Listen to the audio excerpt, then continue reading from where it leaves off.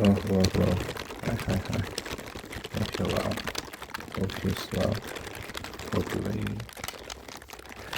Hope you. Hope you're good. Hope you're amazing.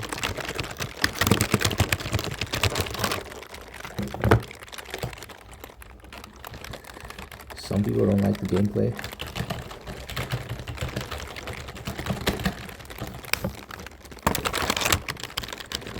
But I put out a poll and most people said every once in a while is okay. So yeah, every once in a while I'll have the gameplay up.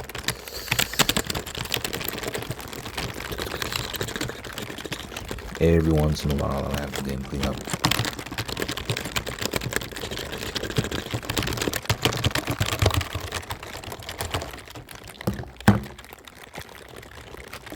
Last night, I was so excited. I was so excited for the Tom Aspinall and Ciryl Gane fight. It's a UFC fight. And it ended in a controversial eye poke.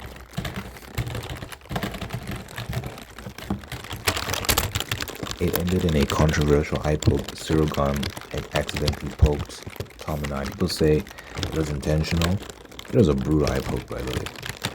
If you watch the footage, because there were some people that were saying, because what happened was they were fighting, and then Tom got poked in the eye. And he kind of withdrew, and the ref had to pause things. And then Tom said he can't continue. So people were saying that Tom gave up. But it wasn't him giving up. Because when you see the slow motion replay of that moment, guys, it was bad. It was like,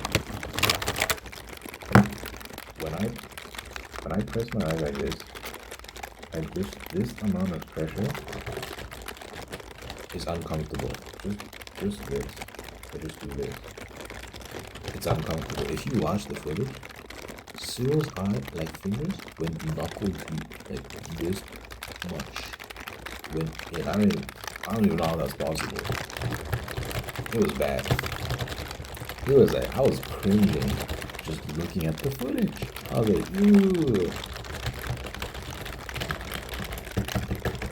That was a bad eye poke. Double eye poke too. Both eyes. But then Tom couldn't open one of the eyes. One of the eyes was just closed. He's like, I can't open my eye. I can't see.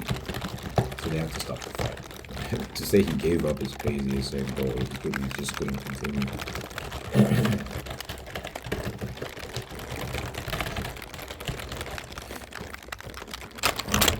That being said, I don't think it was intentional.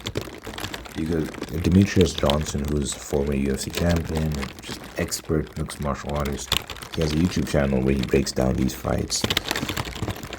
And he was saying that it's natural for humans to throw their hands up when they're being attacked. So if someone's attacking you, a natural response is for you to throw your hands up like this. Completely natural response.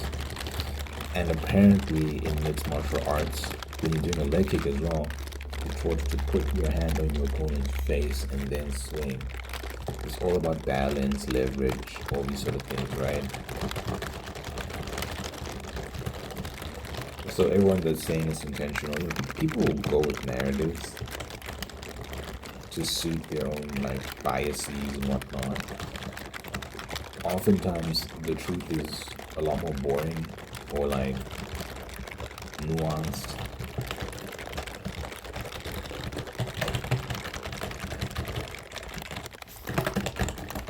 And I think in this case it's very simple. There was a mistake. There's a bad mistake. There was a mistake. An accident happened. Eye pokes are very common. And people are like, we need to get rid of eye pokes. Demetrius Johnson is saying you can't get rid of eye pokes because it's just one of those things. It just happens. People have been complaining about eye pokes for a long time. And hey, sometimes you get poked in the eye, man. It happens, I guess. I don't know.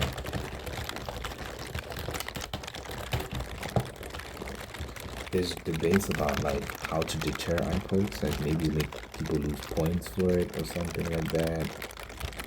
And see if that encourages fighters to stop poking people in the eye. I don't know. But at the same time, accidents happen, so punishing someone heavily for a natural accident, it can seem unfair. It's like, bro, it could have happened to anyone. I don't know. I'll leave it up to the professionals to decide. But most of the experts, Daniel Cormier, Demetrius Johnson, anyone who was watching the fight, who's like actually a professional fighter, they seem to agree that it was a mistake. It wasn't done on purpose.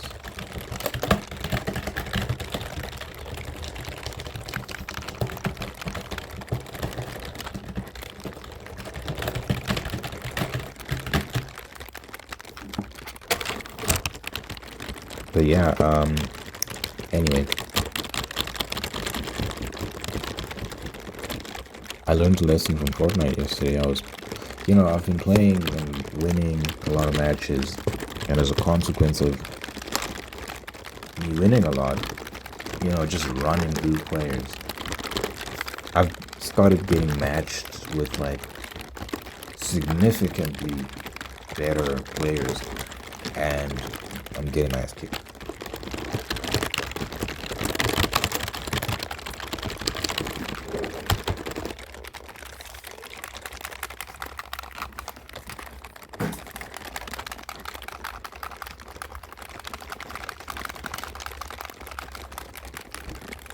And it's forced me to adjust strategies because, before when I was just destroying the map, now it's like I have to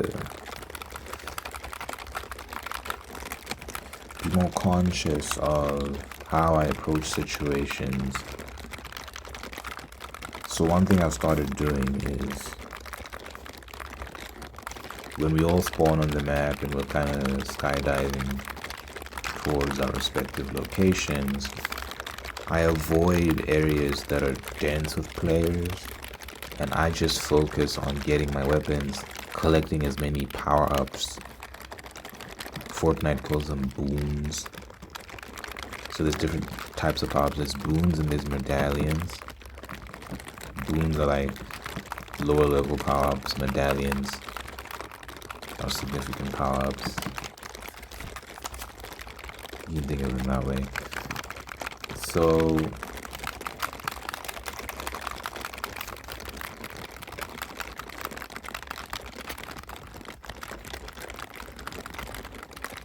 when I spawn on the map, I'm like, let me get my affairs in order. Let me make sure I have the weapons I want. I got good weapons. There's nothing worse than running into an enemy and you're just outgunned. They just have way better weapons than you, and you're just at a disadvantage and you end up getting wiped out. So I try my best to collect the appropriate weapons, avoid unnecessary fights. It's very tempting when you hear a gunfire nearby to go check it out and try to take the person out, but then you might run into a very skilled player who wipes you out as well. So I resist the temptation to third party that situation, and I just stick to the mission of collecting my boons / power-ups, collecting my weapons, making sure my health is up, my shields are up, all that stuff. And then, if I come across an opportunity to take someone out, I take it. But it's strategic engagement. You're not just rushing blindly into situations. Because it's the level that I'm playing at now with these types of players. Oh my gosh, these people are so good. I've gotten better as well. I've gotten better and better. But I still have like flaws in my game. And things I was getting away with before, I can't get away with now. So I get punished for bad aim. Every shot I miss, oh my gosh. It's so frustrating when you're in a close encounter with someone and they're about to kill you, you're about to kill them, and then they end up killing you and they have very little health left. And you know that one shot that you missed cost you. Because if you had gotten that one shot, you would have been able to kill them before they killed you. That damage would have contributed to you winning that exchange. So missing shots is so frustrating. But I don't have the best aim. Some people just have unbelievable aim. I think the fact that I'm using a controller also doesn't help. Controllers have some level of assistance, I believe. Some level of aim assist or something like that. But the mouse, if you're playing on a PC, using a mouse allows for way more precision because you have way more range of motion. Versus like this analog. Use this analog to aim, the right analog. As you can see, it's very limited range of motion. Whereas a mouse, with your mouse pad, you've got like a whole lot of space to move around. So it's just way more precise when you know what you're doing. So playing against PC players, you can always tell the difference in aim. So I'm just inherently at a disadvantage there, but you make up for it with strategy. One thing I've noticed, strategy beats out skill. Now skill and strategy combined, lethal combo. Skill and strategy combined, you have no hope. But a good strategy, man, it can really open up opportunities for success. Multiple times now I've beaten players who are significantly more skilled than me. They have better aim, they have better movement. They just know how to use each weapon very proficiently. But I have better strategy and I pop up on them unexpected. I get them in ways that they're not expecting, and it allows me to clinch a victory. And it just makes me think about life and how it's very applicable, this concept. Strategy beats out skill. If you know how to be at the right place at the right time, if you know how to be patient and wait for the right opportunities, if you don't rush into things blindly, if you have all your affairs in order so that you're prepared for certain moments when they come, you can secure victory over other people. It's not always about raw skill, raw talent. Sometimes it's about patience, persistence, the ability to remain calm under pressure. Oh my gosh, guys, that thing alone, the ability to remain calm under pressure, it significantly improves your performance. You'd be shocked. One thing I realized, so in these Fortnite matches, is like, when you're calm, you're not panicking, your aim is so much better, your decision making is so much better, your instincts are so much better. You just play so much better in these high risk encounters.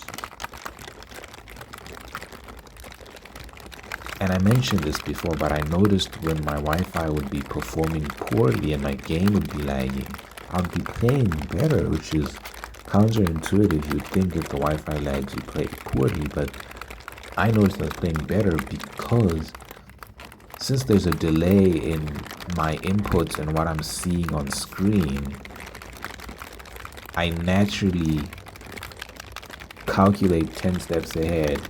I stop overthinking things and I just intuitively think to myself, okay, the player's probably going to be here, so I'm going to do this. And it's happening very rapidly in my brain, of course.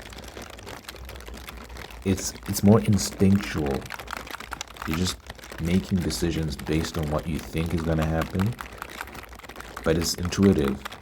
You're not really overthinking it. You're just making decisions based on your intuition, and it checks out. It ends up being right, and you become more deadly. When you're panicking, when you're stressed, you can't do that.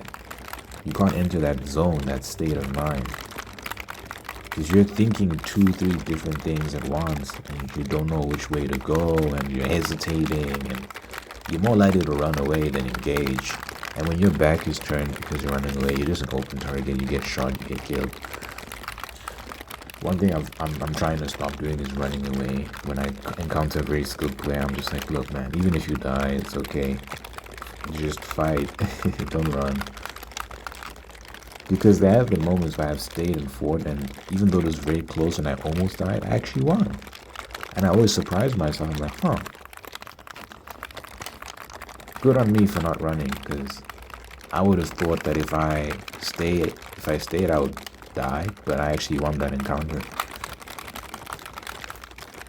And it's because you stand your ground and you calm down and you just give it your best, and you surprise yourself. You're like, huh.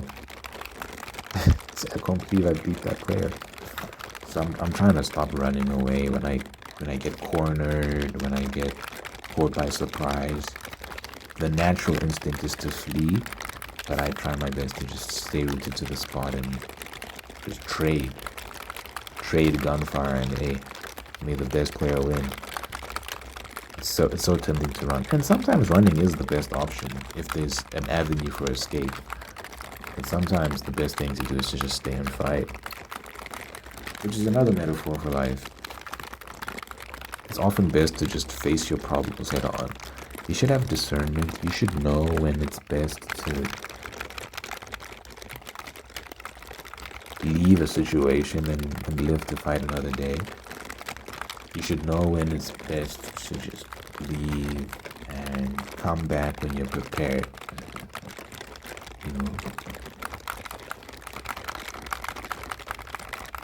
if there are particular relationships in your life that you're not ready for, or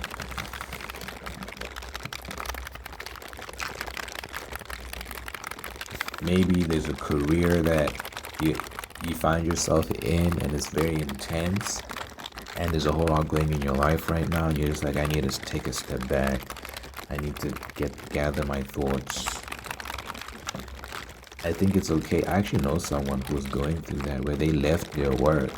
They left their very high paying job because they just had a lot going on, and they were just like, I need to step back and really assess things. I think that's okay. And she eventually went back. And is in a much better place mentally now to handle that. So I think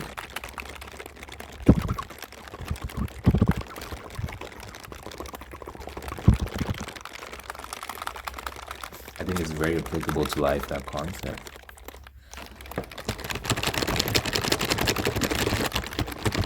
But it requires discernment. You have to know when that's appropriate, when it's time to face your problems head on. When it's time to say, you know what, I can't run, I have to do this. It's important that I do this. People are depending on me, or if I don't do this now, it's gonna hurt me later.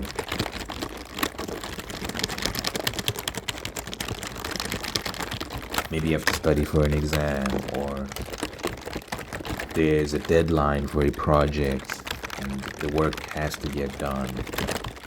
Because if the work doesn't get done, there's going to be problems. Sometimes you have to know when to just tackle something and give it your best shot, even though you're not sure if you can do it or not. Just go for it. Hope for the best. You can end up surprising yourself.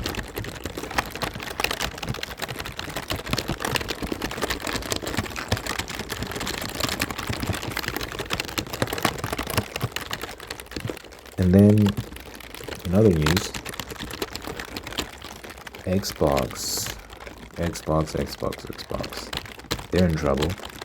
There's a whole lot going on with Xbox. Sales are down compared to PlayStation and Nintendo. Sales are all the way down.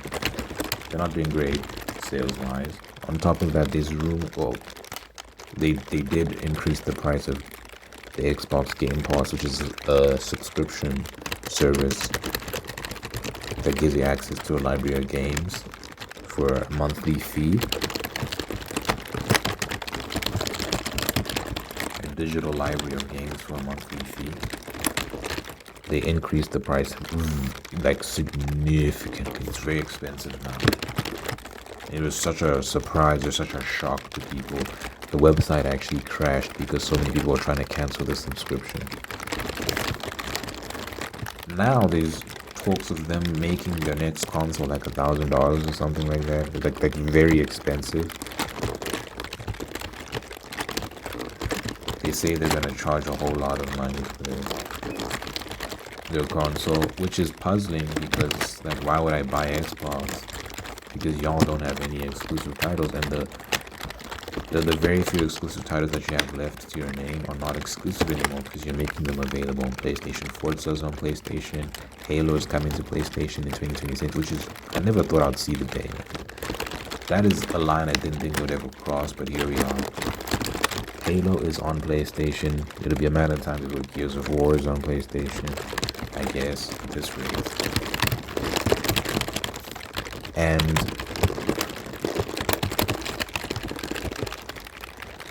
to me, it just looks like Xbox is done, like the console is finished, because when you have no exclusive offerings, people don't buy consoles because they just have the best performance in the world.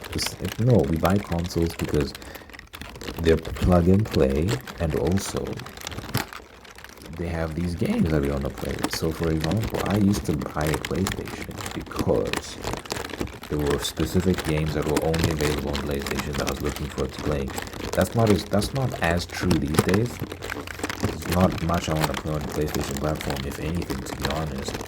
Like that's exclusive to PlayStation. And in fact, it's gotten so bad that I don't know if I'm gonna have a reason to buy a PS6 when it comes out. PlayStation has been benefiting off of the cultural capital it has built over decades. So that's why I got the PS5. It's like nostalgia, excitement. But then you get it and you're like, oh my gosh, there's nothing to play on here. There's nothing exciting to play on here. And they're making everything available on PC anyway. I'm at a point where now I'm like, okay, I'm older now, I'm wiser. You got me with the PS4, you got me with the PS5. I don't think you're going to get me with the PS6. The PS4 was decent. It had enough to warrant a purchase, I guess. You know, Spider-Man PS4 was great. Bloodborne was great for a lot of people. I'm not the biggest fan of Bloodborne, but that was definitely a system seller. You had the Ratchet and Clank games. You had Uncharted 4, but that's on PC now. So, you know, whatever. God of War, that's also on PC now. Horizon, that's also on PC now. Ghost of Tsushima, that's also on PC now. These people are clowns, bro. They're not serious. They're not serious at all. But you know, there were good games that were exclusive for a time. And I could see someone buying a PlayStation for those games. Those are good games. Those are great games. I could see someone buying a PlayStation for that. But this generation, absolute buns. Absolute cheeks, bro. Like, they just don't have anything compelling enough. Spider-Man 2 was a flop, in my opinion. I did not like that game. I thought the gameplay was sick, but the story was absolute trash, and overall, I just was not a fan of what they were doing there. That's just my personal opinion. Yeah, a lot of people share that sentiment as well, and you know it didn't do well, because, again, when they don't release DLC, you know that the profits were not great. And it looks like it's not selling as well as the first game, if I'm not mistaken. I could be wrong on that. I believe the last time I checked, the sales were not as good as the first. at the very least, the sales were not good enough to warrant DLC. Because I guarantee if the sales were good, they would have made DLC for the game. They would, like, it's a no-brainer because they would have wanted to capitalize on the success.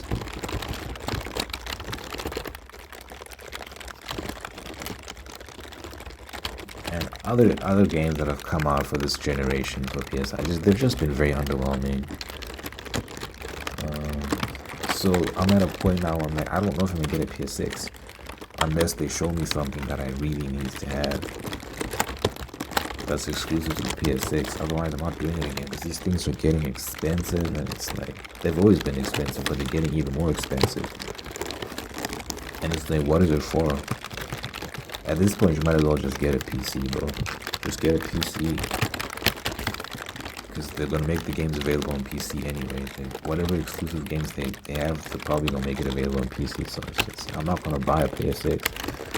If this is the route they're going down, then say, okay, then fuck you. Honestly, I'm done with these people, man. Playing with my money.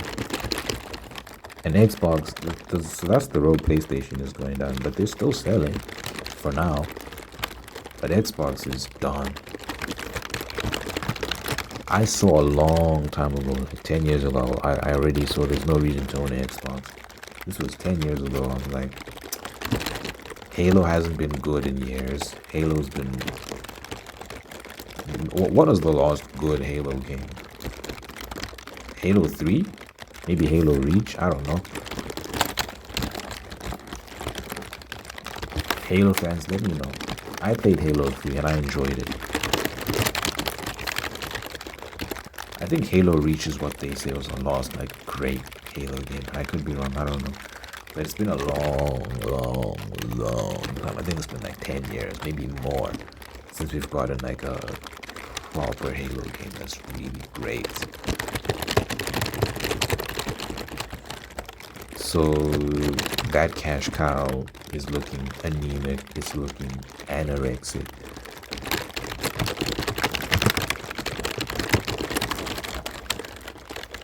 And, you know, they've had Forza for a while. They've had Gears of War for a while. People are tired of these same old games. Xbox hasn't really produced anything new, anything compelling in a long time. But now those exclusive games, they're making them available on other platforms. So I've seen for a long time that Xbox is done. And they've been where Sony is heading towards. They've been there for a long time now, and I think it's culminating in complete collapse. That's my prediction. I think they're just gonna stop making consoles like Sega did back in the days of early 2000s. Sega was eventually like, okay, we're done making consoles. We're just gonna be a publisher now. I think the exact same thing is gonna happen to Xbox. They're just gonna turn into publishers and stop making consoles. Oh, I saw a ridiculous headline. Let me read it to you. To me, this was just like, yeah, you know, these people are cooked. How can you say something like this? Let me read what these clowns said. Let me read to you what these Muppets said. It was outrageous.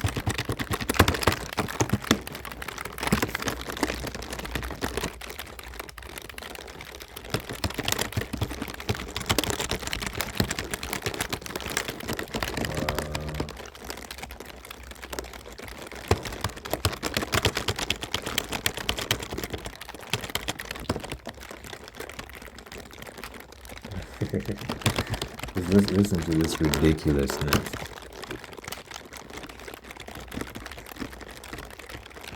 So, Xbox Game Studios the head of Xbox Game Studios, Matt Booty. His name is literally Matt Booty. Booty. Booty. So the guy that's in charge of the Xbox Game Studios, his name is Matt Booty. It's all making sense. What's going on here? He said our biggest competition isn't another console. Really? This is what he says. We are competing more and more with everything from TikTok to movies. So this guy, Matt Booty, thinks that his competition is TikTok and movies, not other consoles. Yeah. Okay. It makes sense. It makes sense what's going on. They're done. They're cooked. And when that is the head of game studio at Xbox, they're done, bro. This clown thinks he's competing with TikTok and movies. Yeah. Goodbye, Xbox. Goodbye. It's been nice knowing you. You're cool. This guy doesn't even know where he's at, what he's doing. He thinks he's fighting TikTok. You're fighting PlayStation. What do you mean? You're a gaming company. But this harkens back to when they announced the Xbox One all the way back. Not announced, but they were marketing it all the way back in like 2012, 2013. When they were marketing that, they were marketing it as a media machine, showing off its ability to do YouTube and Netflix and all this sort of stuff. And people were pissed. They're like, we don't want to see this shit. We want to see games. What are y'all doing? It seems like that ethos, that way of thinking hasn't really left, because the backlash of that was so severe that they had to scrap that marketing campaign. But it looks like they've still kept that kind of thinking.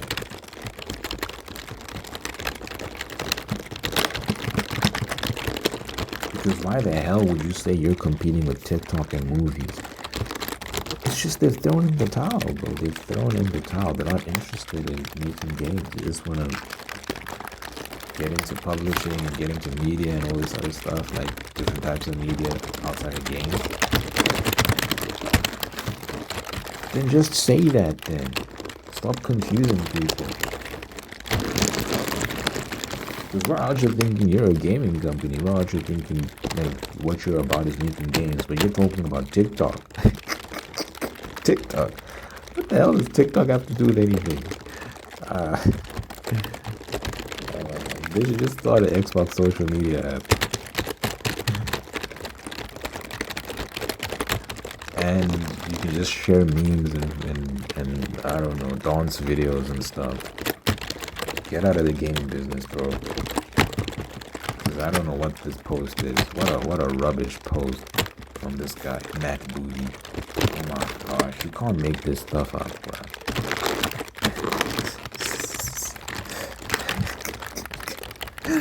R.I.P. Xbox, man. R.I.P. It's sad, but it's like, hey, man. I guess it was gonna end at some point, right? I don't know. I would like to see them return to old glory, but it's unlikely. I think they're too far gone. I think it's a wrap. I think they're done. But y'all let me know what you think in the comments. You know, like a prank or like you're simply funny about it. I think the person maybe watching it. You can guide me. It's just for my birthday. Thanks for blessing this person with wonderful people in their life who love them. Take care of them. Bring answer birthday today. Thank you for maintaining one another day to do the same thing. Thanks for blessing this person with love and marriage and sustaining love and marriage and making you very, very happy. Thanks for blessing this person with the spirit of gratitude so they can give thanks for all the wonderful things in their life and make giving thanks and find peace. Continue to attract even more blessings. Let your prayers be found in this person. Let your God, let your love, let your be there for them. Good health, long life, and happiness over this person. Never care about anyone. Thank you, Jesus.